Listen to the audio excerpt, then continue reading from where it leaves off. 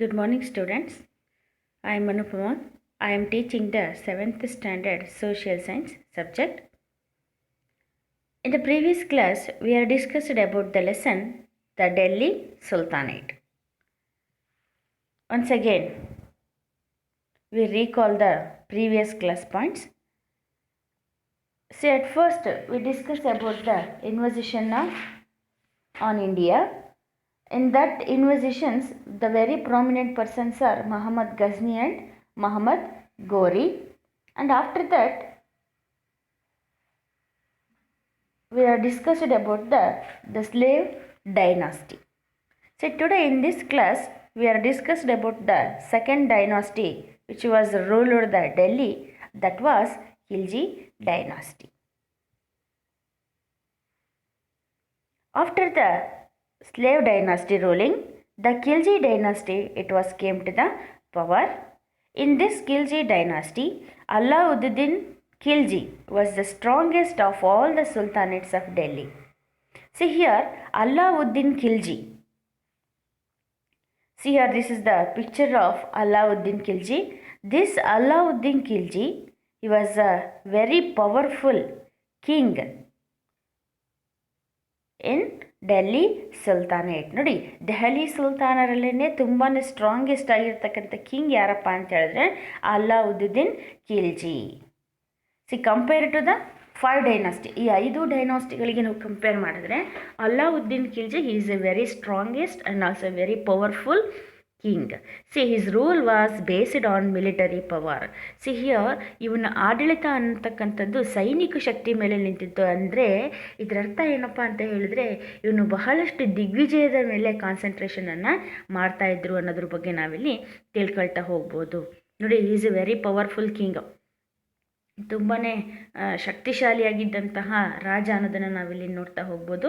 Next ನಾವಿಲ್ಲಿ military ಎಕ್ಸ್ಪಾನ್ಷನನ್ನು ಹೇಳಬೇಕಾದ್ರೆ ಅವ್ನು ಎಷ್ಟು ರಾಜ್ಯಗಳನ್ನು ಗೆದ್ದರು ಅನ್ನೋದ್ರ ಬಗ್ಗೆ ನಾನು ನಿಮ್ಗೆ ಹೇಳ್ತಾ ಹೋಗ್ತೀನಿ. Next we are discussed about the policies of Alauddin Khilji. Alauddin introduced the several reforms in administrative, military and economic field. See here, this Alauddin Khilji, he introduced some of the reforms. ಕೆಲವು ಸುಧಾರಣೆಗಳನ್ನು ಏನು ಮಾಡ್ತಾರೆ, ಜಾರಿಗೆ ತರ್ತಾ ಹೋಗ್ತಾರೆ ಇನ್ ಅಡ್ಮಿನಿಸ್ಟ್ರೇಷನ್ ಫೀಲ್ಡ್. ಆಡಳಿತದಲ್ಲೂ ಸಹ ಕೆಲವು ಸುಧಾರಣೆಗಳನ್ನ ತರ್ತಾರೆ. ಆ್ಯಂಡ್ ಮಿಲಿಟರಿ, ಸೈನಿಕ ಶಕ್ತಿನಲ್ಲೂ ಸಹ ಕೆಲವೊಂದು ಬದಲಾವಣೆಗಳು, ಸುಧಾರಣೆ ಮೀನ್ಸ್ ಬದಲಾವಣೆಗಳನ್ನು ತರ್ತಾ ಹೋಗ್ತಾರೆ. And also in economic field, ಆರ್ಥಿಕ ವ್ಯವಸ್ಥೆಯಲ್ಲೂ ಸಹ ಏನು ಮಾಡ್ತಾರೆ, ಕೆಲವೊಂದಿಷ್ಟು ಬದಲಾವಣೆಗಳನ್ನು ಅವರು ತರ್ತಾ ಹೋಗ್ತಾರೆ. He regulated the price of goods commonly consumed. ಅಂದರೆ ಸಾಮಾನ್ಯ ಜನರೂ ಸಹ ವ್ಯಾಪಾರ ಮಾಡಲಿ, ಅವರು ಸಹ ಕೊಂಡ್ಕೊಳ್ಳೋದನ್ನು ಅವ್ರಿಗೆ ಈಸಿ ಆಗಲಿ ಅಂಥೇಳಿ ಏನು ಮಾಡ್ತಿದ್ರು, ಗೂಡ್ಸ್ಗಳನ್ನು ಅಂದರೆ ವಸ್ತುಗಳ ಬೆಲೆಯನ್ನು ಅದು ಏನು ಮಾಡ್ತಿದ್ರು, ನಿಗದಿಯನ್ನು ಮಾಡ್ತಾಯಿದ್ರು. ಸುಲಭವಾಗಿ ವ್ಯಾಪಾರ ವ್ಯವಹಾರ ಚಟುವಟಿಕೆಗಳು ನಡೀಲಿ ಅನ್ನೋದು ಇವರ ಇಂಟೆನ್ಷನ್ ಆಗಿರುತ್ತೆ. And he banned the consumption of liquor and gambling in Delhi. See here, he ban, ಅವನೇನು ಮಾಡ್ತಾರೆ, ನಿಷೇಧವನ್ನು ಮಾಡ್ತಾರೆ. ಯಾವುದನ್ನು? ಕನ್ಸಂಪ್ಷನ್ ಆಫ್ ಲಿಕ್ಕರ್ ಅಂದರೆ ಮದ್ಯಪಾನವನ್ನು ಏನು ಮಾಡ್ತಾರೆ, ಬ್ಯಾನ್ ಮಾಡ್ತಾರೆ. ಆ್ಯಂಡ್ ಆಲ್ಸೋ ಗ್ಯಾಮ್ಲಿಂಗ್ ಮೀನ್ಸ್ ಜೂಜಾಟವನ್ನು ಸಹ ಏನು ಮಾಡ್ತಾರೆ ಇವರು, ಬ್ಯಾನ್ ಮಾಡ್ತಾ ಹೋಗ್ತಾರೆ. ಅಂದರೆ ಯಾವುದೇ ರೀತಿಯ ದುಷ್ಪರಿಣಾಮಗಳನ್ನು ಬೀಳಬಾರ್ದು ಜನರ ಮೇಲೆ ಅನ್ನೋ ಕಾರಣಕ್ಕೋಸ್ಕರ ಕುಡಿತವನ್ನು ಮತ್ತು ಜೂಜಾಟವನ್ನು ಏನು ಮಾಡ್ತಾರೆ, ಇವರು ನಿಲ್ಲಿಸ್ತಾರೆ. The guilty were several punished.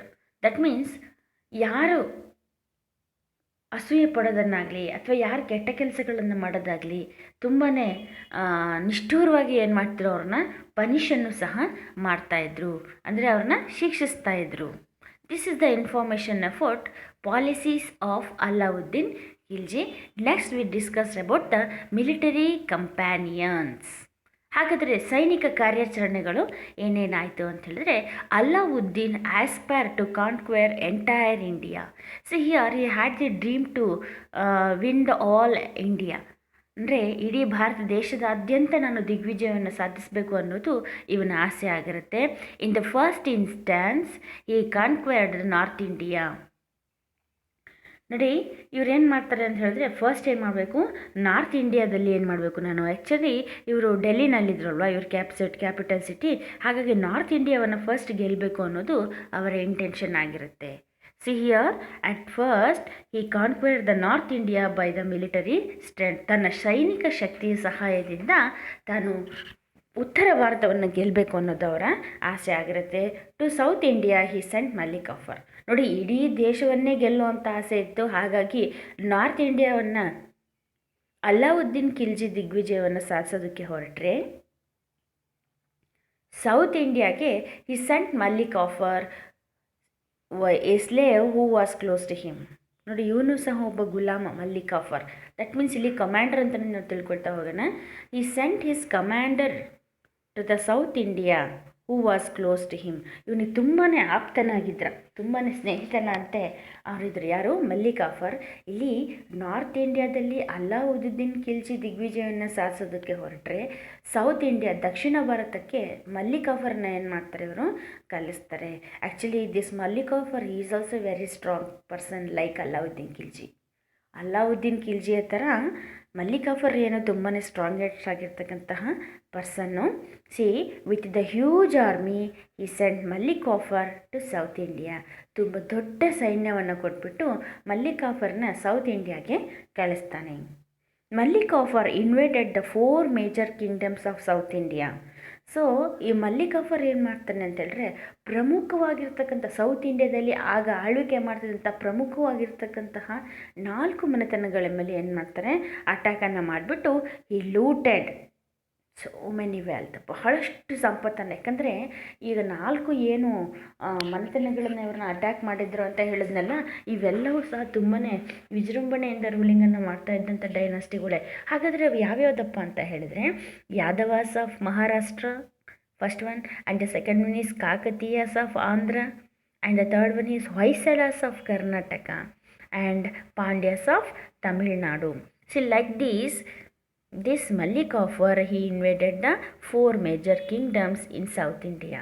ಈ ರೀತಿಯಾಗಿ ದಕ್ಷಿಣ ಭಾರತ ಈ 4 ಪ್ರಮುಖ ಮನೆತನಗಳ ಮೇಲೆ ಅಟ್ಯಾಕನ್ನು ಮಾಡಿಬಿಟ್ಟು he looted the so many wealth from their capitals. ಅವರ ರಾಜಧಾನಿಗಳಿಂದ ಏನು ಮಾಡ್ತಾರೆ, ಬಹಳಷ್ಟು ಸಂಪತ್ತನ್ನು ದೋಚಿಕೊಂಡು ಬರ್ತಾನೆ.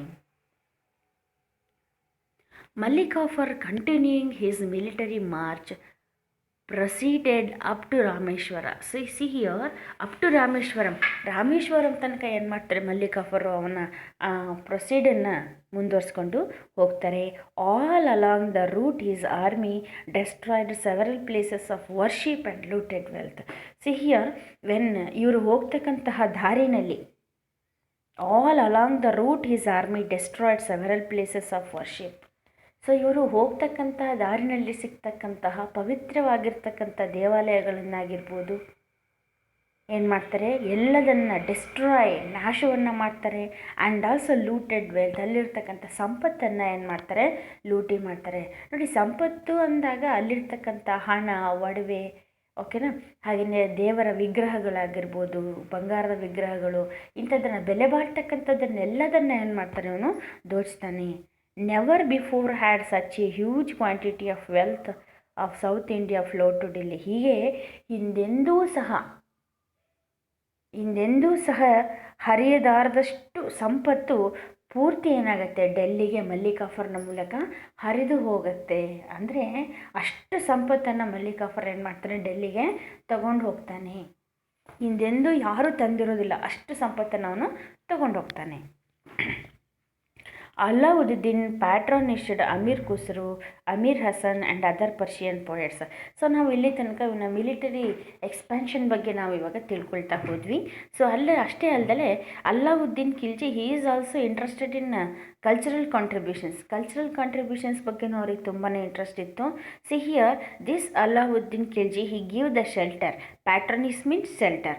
ಆಶ್ರಯವನ್ನು ನೀಡಿದರೆ ಯಾರ್ಯಾರಿಗೆ, Amir Khusrau, Amir Hasan and other Persian poets. ಬೇರೆಯ ಈ ಅಮೀರ್ ಹಸನ್, ಅಮೀರ್ ಖುಸ್ರುನಂತಹ ಹಲವಾರು ಪರ್ಷಿಯನ್ ಪೊಯೆಟ್ಸ್ಗೆ ಇವರು ಆಶ್ರಯವನ್ನು ನೀಡಿದರು. He built a new fort in Delhi known as Siri. So ಇವರ ಈ ಡೆಲ್ಲಿನಲ್ಲಿ ಒಂದು ಹೊಸ ಕೋಟೆಯನ್ನು ಕಟ್ತಾರೆ, ಅದರ ಹೆಸರು Siri. Alai Darwaza in Delhi, a grand structure, and also his another contribution is Alai Darwaza in Delhi. See here, this is the picture of Alai Darwaza. It is also very important.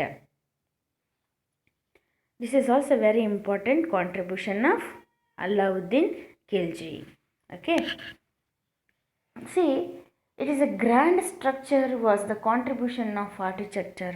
C ಇಲ್ಲಿ ಇರ್ತಕ್ಕಂಥ ವಾಸ್ತುಶಿಲ್ಪವನ್ನು ನೋಡಿ ಎಷ್ಟು ಚೆನ್ನಾಗಿದೆ, ತುಂಬಾ grand ಆಗಿರ್ತಕ್ಕಂತಹ ಈ ಬಿಲ್ಡಿಂಗನ್ನು ಏನು ಮಾಡಿದ್ರು ಇವರು ಕಟ್ತಾ ಹೋದರು. It looks very beautiful and also here using the grand structure style. ತುಂಬಾ ಗ್ರ್ಯಾಂಡ್ ಆಗಿರ್ತಕ್ಕಂಥ ಸ್ಟ್ರಕ್ಚರನ್ನು ಏನು ಮಾಡಿದ್ದಾರೆ ಇಲ್ಲಿ ಯೂಸ್ ಮಾಡ್ಕೊಳ್ತಾ ಹೋಗಿದ್ದಾರೆ. ಓಕೆನಾ. See here, so now we discussed about the last days of Alauddin Khilji. ಹಾಗಾದರೆ ಅಲಾವುದ್ದೀನ್ ಖಿಲ್ಜಿಯ ಕೊನೆಯ ಕ್ಷಣಗಳು ಹೇಗಿತ್ತು ಅನ್ನೋದ್ರ ಬಗ್ಗೆ ನಾವು ಇವಾಗ ತಿಳ್ಕೊಳ್ತಾ ಹೋಗೋಣ. Alauddin's last days were very tragic. ತುಂಬಾ ದುರಂತಮಯವಾಗಿತ್ತು. ಹೀಗೆ ಭಾರತ ದೇಶವನ್ನು ದಿಗ್ವಿಜಯವನ್ನು ಸಾಧಿಸಿರ್ತಕ್ಕಂತಹ ಈ ಅಲಾವುದ್ದೀನನ ಕೊನೆಯ ಕ್ಷಣಗಳು, ಅಂದರೆ ಅವನ ಮರಣವನ್ನು ಹೊಂದೋದಕ್ಕಿಂತ ಮುಂಚೆ ಕೆಲವು ದಿನಗಳು ಅವನ ಏನು ಕಾಲಾವಧಿ ಏನಿದೆಯಲ್ಲ ತುಂಬಾ ಟ್ರ್ಯಾಜಿಟಿಕ್ ದುರಂತಮಯವಾಗಿತ್ತು. There were several revolts in the palace of overthrow him. ಅವನು ಕೊನೆಯ ಕ್ಷಣಗಳಲ್ಲಿ ಎಲ್ಲ ಕಡೆ ಹೋಗಿ ದಿಗ್ವಿಜಯನ ಸಾಧಿಸ್ಕೊಂಬಂದು ತುಂಬಾ ಟಯರ್ಡ್ ಆಗಿರ್ತಕ್ಕಂಥ ಸಮಯ ಅದು. ಆವಾಗ ಏನಾಗುತ್ತೆ ಅಂತ ಹೇಳಿದ್ರೆ ಅವನ ಅರಮನೆಯ ಮೇಲೆ ಸೆವೆರಲ್ ರಿವಾಲ್ಟ್ಸ್, ಕೆಲವಷ್ಟು ದಂಗೆಗಳು ಹೇಳ್ತವೆ. Finally Malik Kafur out of greed of power. So ಅದೇ ಸಿಚುವೇಷನಲ್ಲಿ ಆ ರಿವಾಲ್ಟ್ಸನ್ನು ಅಲಾವುದ್ದೀನ್ ಖಿಲ್ಜಿ ಫೇಸ್ ಮಾಡಬೇಕಾದ್ರೆ ಅವನ ಕ್ಲೋಸ್ ಫ್ರೆಂಡ್, ಕ್ಲೋಸ್ ಸ್ಲೇವ್ ಒಬ್ಬರು ಇದ್ದರು ಅಂತ ಹೇಳಿದೆ. ಯಾರು? Malik Kafur. This Malik Kafur he was out of the greedy of power. Greedy means ದುರಾಸೆ. ಈ ಮಲ್ಲಿಕಾಫರ್ಗೆ ಏನಾಗ್ಬಿಡುತ್ತೆ, ಅಧಿಕಾರದ ಮೇಲೆ ದುರಾಸೆ ಬರುತ್ತೆ. ನಾನು ಹೋಗಿ ಸೌತ್ ಇಂಡಿಯಾದಿಂದ ಅಷ್ಟೊಂದು ಸಂಪತ್ತನ್ನು ತೊಗೊಂಬಂದಿದ್ದೀನಿ, ನಾನೇ ಯಾಕೆ ರಾಜ ಆಗಬಾರ್ದು ಅಂಥೇಳಿ ಅಧಿಕಾರದ ಆಸೆ ಏನಾಗುತ್ತೆ ಮಲ್ಲಿಕಾಫರಲ್ಲಿ ಶುರುವಾಗುತ್ತೆ. So because of that reason he killed his master. That means here the Malik Kafur he killed the Alauddin Khilji and also he declared himself A Sultan. So ಇಲ್ಲಿ ಮಲ್ಲಿಕಾಫರ್ ಏನು ಮಾಡ್ತಾನೆ, ಅಧಿಕಾರದ ಆಸೆಗೋಸ್ಕರ, ಸಿಂಹಾಸನದ ಆಸೆಗೋಸ್ಕರ ಅವನನ್ನು ಹೆಚ್ಚಾಗಿ ನಂಬಿದ್ದಂಥ ಅಲಾವುದ್ದೀನ್ ಖಿಲ್ಜಿಯನ್ನು ಏನು ಮಾಡ್ತಾನೆ, ಕೊಲೆಯನ್ನು ಮಾಡ್ತಾನೆ. ಕೊಲೆಯನ್ನು ಮಾಡಿಬಿಟ್ಟು ತಾನೇ ಡೆಲ್ಲಿಯ ಸುಲ್ತಾನ ಅನ್ನೋದನ್ನು ಡಿಕ್ಲೇರ್ ಮಾಡ್ತಾನೆ, ಹೇಳ್ಕೊಳ್ತಾನೆ. But he too was killed by his enemies after few days. So after the death of Alauddin Khilji, few days the Mallikaffar he was ruling the Delhi. ಡೆಲ್ಲಿಯನ್ನು ಕೆಲವೇ ದಿನಗಳ ಕಾಲ ಏನು ಮಾಡ್ತಾನೆ, ಕೆಲವೇ ಸಮಯಗಳ ಕಾಲ ರೂಲಿಂಗನ್ನು ಮಾಡ್ತಾರೆ. ಆದರೆ ಅದೇ ಮಲ್ಲಿಕಾಫರ್ ಅವನ ಶತ್ರುಗಳಿಂದ he was killed by his enemy. ಕೆಲವೇ ದಿನಗಳಲ್ಲಿ ಇದೇ ಮಲ್ಲಿಕಾಫರ್ನನ್ನು ಅವನ ಶತ್ರುಗಳು ಏನು ಮಾಡ್ತಾರೆ, ಕೊಲೆಯನ್ನು ಮಾಡ್ತಾರೆ. Within A short time the Khilji rule was ended. ಈ ರೀತಿಯಾಗಿ ಖಿಲ್ಜಿ ಡೈನಾಸ್ಟಿಯ ರೂಲಿಂಗು ತುಂಬಾ ಕಡಿಮೆ ಅವಧಿನಲ್ಲಿ ಮುಗಿದು ಹೋಗುತ್ತೆ. And the third dynasty, Tughlaq dynasty, it was came to the power in Delhi. ಈ ರೀತಿಯಾಗಿ ಖಿಲ್ಜಿ ಡೈನಾಸ್ಟಿಯ ರೂಲಿಂಗ್ ಎಂಡ್ ಆಗುತ್ತೆ, ತಗಲಕ್ ಡೈನಾಸ್ಟಿಯ ರೂಲಿಂಗ್ ಸ್ಟಾರ್ಟ್ ಆಗ್ತಾ ಹೋಗುತ್ತೆ. So let's we learn about the third dynasty, Tughlaq dynasty. See here Tughlaq dynasty. ನೋಡಿ, ಇಷ್ಟು ಪ್ರದೇಶಗಳನ್ನು ಅವರಿಗೆ ಗೆದ್ದಿದ್ರು. ನಾವೇನು ಗ್ರೀನ್ ಮ್ಯಾಪಲ್ಲಿ ನೋಡ್ತಾ ಇದ್ದೀವಲ್ಲ, ಇಷ್ಟು ಪ್ರದೇಶಗಳು ಅವರಿಗೆ ಒಳಪಟ್ಟಿದ್ವು. Muhammad bin Tughlaq was the most notable sultan of Tughlaq dynasty. So ನಾವು ಸ್ಲೇವ್ ಡೈನಾಸ್ಟಿಲಿ ಬಂದರೆ ಕುತುಬುದ್ದೀನ್ ಐಬಕ್ ಬಗ್ಗೆ ತಿಳ್ಕೊಳ್ತೀವಿ. ಖಿಲ್ಜಿ ಡೈನಾಸ್ಟಿ ಬಗ್ಗೆ ಬಂದರೆ ಅಲಾವುದ್ದೀನ್ ಖಿಲ್ಜಿ ಬಗ್ಗೆ ತಿಳ್ಕೊಳ್ತೀವಿ. ಹಾಗೆ ತುಘಲಕ್ ಡೈನಾಸ್ಟಿ ಅಂತ ಬಂದಾಗ Muhammad bin Tughlaq was the most notable sultan. Delhi ಸುಲ್ತಾನ್ಸ್ನಲ್ಲೇ ತುಂಬಾ ನೋಟೇಬಲ್ ಆಗಿರ್ತಕ್ಕಂಥ ಸುಲ್ತಾನ್ ಅಂದರೆ ಮೊಹಮ್ಮದ್ ಬಿನ್ ತುಘಲಕ್. ಇವರನ್ನು ನಾವು ಮರೆಯೋದಕ್ಕೆ ಸಾಧ್ಯ ಇಲ್ಲ. ಯಾಕಂತ ಹೇಳಿದ್ರೆ ಹಿ ವಾಸ್ ಇಂಪ್ರುಡೆಂಟ್ ಆ್ಯಂಡ್ ಇಲ್ ಟೆಂಪರ್ಡ್ ಹೂ ಟುಕ್ ಹೇಸ್ಟಿ ಡಿಸಿಷನ್. ಆ ಥರದ ನಿರ್ಧಾರ ಅರ್ಜೆಂಟಾಗಿ ತನಗನ್ಸಿದ್ದನ್ನು ಮಾಡುವಂತಹ ಆ ಥರದ ನಿರ್ಧಾರವನ್ನು ತಗೊಳ್ತಕ್ಕಂಥ ಹುಚ್ಚು ದೊರೆ ಅಂತ ನಾವಿಲ್ಲಿ ಮೊಹಮ್ಮದ್ ಬಿನ್ ತುಘಲಕನ್ನು ಕರಿತಾ ಹೋಗ್ತೀವಿ. ಇಲ್ ಟೆಂಪರ್ಡ್ ಮೀನ್ಸ್ ಹುಚ್ಚು ದೊರೆ. ಅದಕ್ಕೆ ಹೇಳಿದ್ದು ನಾನು ಇವರನ್ನು ಮರೆಯೋ ಹಾಗೆ ಇಲ್ಲ ನಾವು ಇತಿಹಾಸದಲ್ಲಿ ಅನ್ನೋದನ್ನು. ಅಂದರೆ ಇವರನ್ನು ಹುಚ್ಚು ದೊರೆ ಅಂತ ಕರೀತಾ ಇದ್ರು. ಯಾಕಪ್ಪ ಅಂತ ಹೇಳಿದ್ರೆ ಅವರ ಆತುರದ ನಿರ್ಧಾರಗಳಿಂದ. ಯಾಕೆ ಇವರನ್ನು ಹುಚ್ಚು ದೊರೆ ಅಂತ ಕರಿತಾ ಇದ್ರು ಅನ್ನೋದು ನಾನು ನೆಕ್ಸ್ಟ್ ಹೇಳ್ತಾ ಹೋಗ್ತೀನಿ. He could be easily enraged in a world. He was a strange character. He was a special character. ಯಾಕಂದರೆ ತುಂಬ ಅಪರೂಪದ ಕ್ಯಾರೆಕ್ಟರ್ ಇದು. ಓಕೆನಾ, ನೋಡ್ತಾ ಹೋಗೋಣ. Why we called the Muhammad bin Tughlaq as a ill tempered. ಅವ್ರನ್ನ ಹುಚ್ಚು ದೊರೆ ಅಂತ ನಾವು ಯಾಕೆ ಕರಿತೀವಿ ಅನ್ನೋದ ಕಾರಣಗಳನ್ನು ನಾವಿಲ್ಲಿ ನೋಡ್ತಾ ಹೋಗೋಣ. ಅದರಲ್ಲಿ ಫಸ್ಟ್ ಒನ್ ಯಾರಪ್ಪ ಅಂತ ಹೇಳಿ ನೋಡಿ, this is the picture of Muhammad bin Tughlaq.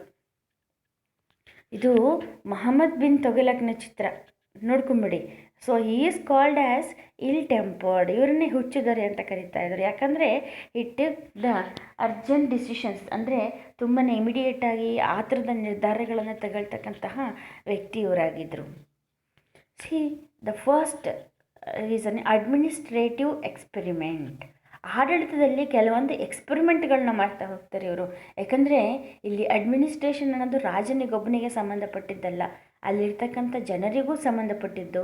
ಆದರೆ ಮೊಹಮ್ಮದ್ ಬಿನ್ ತುಘಲಕ್ ತಗೊಳ್ತಕ್ಕಂಥ ನಿರ್ಧಾರಗಳು ಇವನೊಬ್ಬನ ಮೇಲೆ ಮಾತ್ರ ಕಾನ್ಸಂಟ್ರೇಟ್ ಆಗಿರ್ತದೆ. ಅಂದರೆ ಇವನನ್ನೋದನ್ನು ಮಾತ್ರ ಇವನು ನೋಡ್ಕೊಳ್ತಿದ್ದ, ಜನರ ಬಗ್ಗೆ ಅವರು ಥಿಂಕ್ ಮಾಡ್ತಾ ಇರಲಿಲ್ಲ. ನೋಡಿ, ಈ ಟ್ರಾನ್ಸ್ಫರ್ಸ್ ದ ಕ್ಯಾಪಿಟಲ್. ರಾಜಧಾನಿಯನ್ನು ಏನು ಮಾಡ್ತಾರೆ ಇವರು, ಬದಲಾವಣೆಯನ್ನು ಮಾಡ್ತಾರೆ.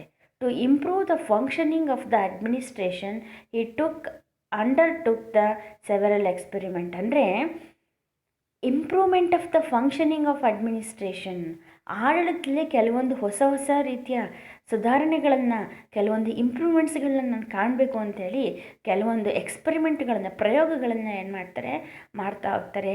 ಅದರಲ್ಲಿ ಮೊದಲನೇದು ಯಾವುದಪ್ಪ ಅಂತ ಹೇಳಿದ್ರೆ ಟ್ರಾನ್ಸ್ಫರ್ ಆಫ್ ಕ್ಯಾಪಿಟಲ್ ಸಿಟಿಯನ್ನು ಬದಲಾವಣೆ ಮಾಡಿದ್ದು. One such experiment was transferred of capital from Delhi to Devagiri. ನೋಡಿ, ಇಲ್ಲಿ ಟ್ರಾನ್ಸ್ಫರ್ ಆಫ್ ಕ್ಯಾಪಿಟಲ್ ಸಿಟಿ ಅಂತ ಹೇಳಿದ್ನಲ್ಲ, ಈ ಮೊಹಮ್ಮದ್ ಬಿನ್ ತುಘಲಕ್ ಏನು ಮಾಡ್ತಾನೆ ಅಂತ ಹೇಳಿದ್ರೆ ಇವನ ರಾಜಧಾನಿಯನ್ನು ಡೆಲ್ಲಿಯಿಂದ ದೇವಗಿರಿಗೆ ಶಿಫ್ಟನ್ನು ಮಾಡ್ತಾರೆ. So Devagiri it was located in ಮಹಾರಾಷ್ಟ್ರದ ಭಾಗದಲ್ಲಿ ಬರ್ತಕ್ಕಂಥದ್ದು. ಅಂದರೆ ಭಾರತದ ಮಧ್ಯಭಾಗಕ್ಕಿರ್ತಕ್ಕಂಥ ದೇವಗಿರಿಗೆ ಏನು ಮಾಡ್ತಾರೆ, ತನ್ನ ಕ್ಯಾಪಿಟಲ್ ಸಿಟಿಯನ್ನು ಇವರು ಚೇಂಜ್ ಮಾಡ್ತಾರೆ. ಈ was the view of capital should be central located. So ಹೇಳಬೇಕು ಅಂತ ಹೇಳಿದ್ರೆ ಭಾರತದ ಮಧ್ಯಭಾಗ ಆಗುತ್ತೆ ಯಾವುದು, ದೇವಗಿರಿ. ಇಲ್ಲಿ ನಾನು ಭಾರತದಾದ್ಯಂತ ಏನು ಮಾಡ್ಬೋದು, ಈಸಿಯಾಗಿ ನಾವು ಅಡ್ಮಿನಿಸ್ಟ್ರೇಷನನ್ನು ಮಾಡ್ಬೋದು ಅನ್ನೋಂತಹ ಒಂದೇ ಒಂದು ಕಾರಣಕ್ಕೋಸ್ಕರ ಏನು ಮಾಡ್ತಾರೆ, ಡೆಲ್ಲಿಯಿಂದ ದೇವಗಿರಿಗೆ ತನ್ನ ರಾಜಧಾನಿಯನ್ನು ಬದಲಾವಣೆಯನ್ನು ಮಾಡ್ತಾರೆ. ದೇವಗಿರಿ 700 ಮೈಲ್ಸ್ ಫ್ರಮ್ ಡೆಲ್ಲಿಯಿಂದ ದೇವಗಿರಿಗೆ 700 ಮೈಲ್ ಗಟ್ಟಲೆ ದೂರ ಇರುತ್ತೆ. Was renamed Daulatabad. ಆ ದೇವಗಿರಿ ಅನ್ನುವಂತಹ ಹೆಸರನ್ನು ದೌಲತಾಬಾದ್ ಅನ್ನತಕ್ಕಂಥ ಹೆಸರನ್ನು ಏನು ಮಾಡ್ತಾರೆ, ಚೇಂಜ್ ಮಾಡ್ತಾರೆ. ಡೆಲ್ಲಿಯಿಂದ ದೌಲತಾಬಾದಿಗೆ ಏನು ಮಾಡ್ತಾರೆ, ಕ್ಯಾಪಿಟಲ್ ಸಿಟಿಯನ್ನು ಚೇಂಜ್ ಮಾಡ್ತಾರೆ. ಈ ಪಾಸ್ಡ್ ಸ್ಟ್ರಿಕ್ಟ್ ಆರ್ಡರ್. ಹಾಗೆ ಜನರಿಗೆ ಸ್ಟ್ರಿಕ್ಟಾಗಿ ಒಂದು ಆರ್ಡ್ರನ್ನು ಪಾಸ್ ಮಾಡ್ತಾರೆ. ಏನಂತ, all the residents of Delhi should move to the new place. So ಪ್ರತಿಯೊಬ್ಬರು ಡೆಲ್ಲಿನಲ್ಲಿರ್ತಕ್ಕಂತಹ ಪ್ರತಿಯೊಬ್ಬರು ಏನು ಮಾಡಬೇಕು, ನ್ಯೂ ಕ್ಯಾಪಿಟಲ್ ಸಿಟಿ ಆಗಿರ್ತಕ್ಕಂಥ ದೌಲತಾಬಾದ್ಗೆ ಅಥವಾ ದೇವಗಿರಿಗೆ ಏನು ಮಾಡಬೇಕು, ಹೋಗಬೇಕು ಅನ್ನೋದನ್ನು ಏನು ಮಾಡ್ತಾರೆ, ಹೇಳ್ತಾ ಹೋಗ್ತಾರೆ. Faced untold misery in the course. So ನಾವು ಬೇರೆ ಪುಸ್ತಕಗಳಲ್ಲಿ ಓದ್ತೀವಿ, ಇಲ್ಲಿ ಈ ಮೊಹಮ್ಮದ್ ಬಿನ್ ತುಘಲಕ್ ಏನು ಮಾಡ್ತಾನೆ ಅಂತ ಹೇಳಿದ್ರೆ ಯಾರೊಬ್ಬರೂ ಸಹ ಡೆಲ್ಲಿನಲ್ಲಿ ಉಳಿಯೋ ಹಾಗಿಲ್ಲ. ಈವನ್ ವಯಸ್ಸಾದವರು ಇರ್ಬೋದು, ಪ್ರಾಣಿಗಳಾಗಿರ್ಬೋದು, ನಾಯಿ ಬೆಕ್ಕು ಯಾವುದೂ ಸಹ ಏನು ಮಾಡೋ ಹಾಗಿಲ್ಲ, ಡೆಲ್ಲಿನಲ್ಲಿ ಇರೋ ಹಾಗಿಲ್ಲ ಅಂತ ಹೇಳ್ಬಿಟ್ಟು ಸ್ಟ್ರಿಕ್ಟ್ ಆಗಿರ್ತಕ್ಕಂಥ ಆರ್ಡ್ರನ್ನ ಏನು ಮಾಡ್ತಾರೆ, ಪಾಸ್ ಮಾಡ್ತಾರೆ. ಜನರು ಇದಕ್ಕೆ ಅವ್ರಿಗೆ ಅದಕ್ಕೇ ಬೇಜಾರಾಗುತ್ತೆ. ಇರೋ ಜಾಗದಿಂದ ಎಲ್ಲ ಶಿಫ್ಟ್ ಮಾಡೋದು ಅಂದರೆ ಅಷ್ಟೇನು ಈಸಿಯಾಗಿರ್ತಕ್ಕಂಥ ಕೆಲಸ ಆಗಿರಲಿಲ್ಲ. ಇವಾಗಿರೋ ಥರ ಟ್ರಾನ್ಸ್ಪೋರ್ಟೇಷನ್ ವ್ಯವಸ್ಥೆನೂ ಸಹ ಅವಾಗಲ್ಲಿ ಇರಲಿಲ್ಲ. ನೋಡಿ, ಇವಾಗಿರೋ ಥರ ಲಾರಿ, ಬಸ್ಸು, ಟ್ರಕ್ಕು ಇವೆಲ್ಲ ಇದ್ದಿದ್ರೆ ಅವ್ರು ಈಸಿಯಾಗಿ ಶಿಫ್ಟ್ ಮಾಡ್ತಾಯಿದ್ರು. ಬಟ್ ಆಗ ಆ ವ್ಯವಸ್ಥೆನೂ ಸಹ ಇರಲಿಲ್ಲ.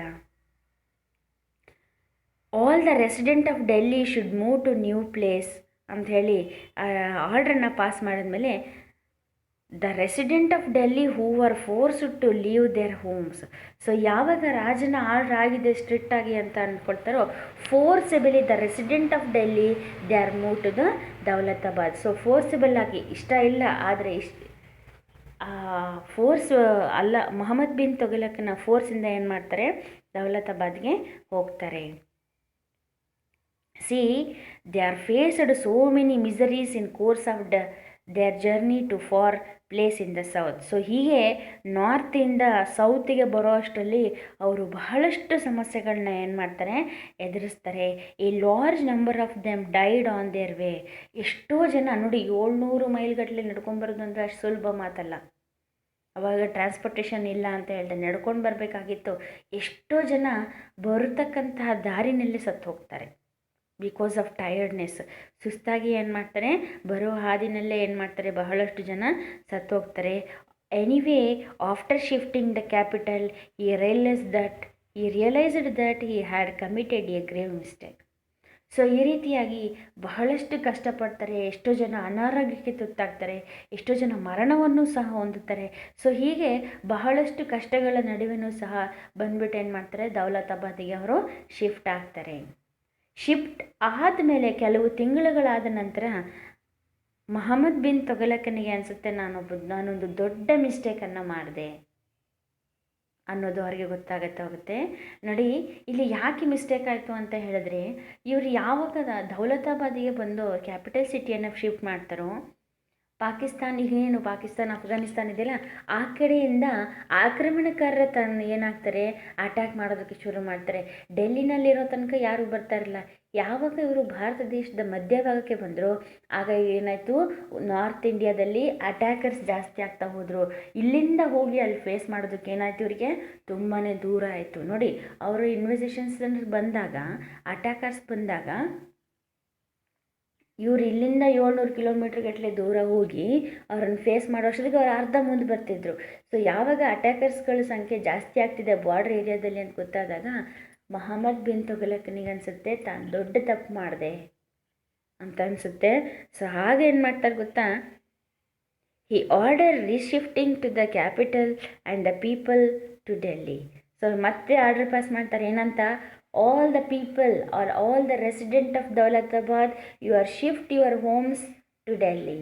ಏನು ಮಾಡಿ, ದೌಲತಾಬಾದಿಂದ ಮತ್ತೆ ಎಲ್ಲರೂ ಏನು ಮಾಡೋಣ, ಡೆಲ್ಲಿಗೆ ಹೋಗೋಣ, ಎಲ್ಲರೂ ಸ್ಟ್ರಿಕ್ಟಾಗಿ ಎಲ್ಲರೂ ಏನು ಮಾಡಬೇಕು, ಈ ಆರ್ಡ್ರನ್ನ ಪಾಸ್ ಮಾಡಬೇಕು ಅಂತ ಹೇಳ್ಬಿಟ್ಟು ಒಂದು ಆರ್ಡ್ರನ್ನ ಪಾಸ್ ಮಾಡ್ತಾನೆ.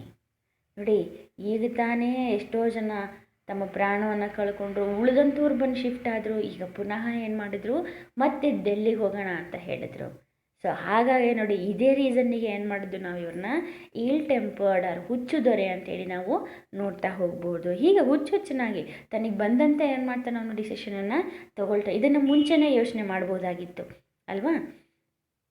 ಹೌವೆವರ್ only few survivor return to India. ಇನ್ನೇನು ಎಷ್ಟೋ ಜನರು ಪ್ರಾಣವನ್ನು ಕಳ್ಕೊಂಡಿದ್ರು, ಇನ್ನು ಉಳಿದಂಥ ಜನರು ಏನು ಮಾಡ್ತಾರೆ, ರಾಜನ ಆಜ್ಞೆಯನ್ನು ಮೀರೋ ಹಾಗೆಲ್ಲ ಡೆಲ್ಲಿಗೆ ಹೋಗ್ತಾರೆ. ಹೀಗೆ ಮಾಡಿದ್ರಿಂದ ಅರ್ಧದಷ್ಟು ಜನರ ನಂಬಿಕೆಯನ್ನು ಏನು ಮಾಡಿದರು, ಮೊಹಮ್ಮದ್ ಬಿನ್ ತುಘಲಕ್ ಕಳ್ಕೊಂಡ್ರು. ಸೊ ಹೀಗೆ let's V stop the lesson. In the next class we are continue the lesson.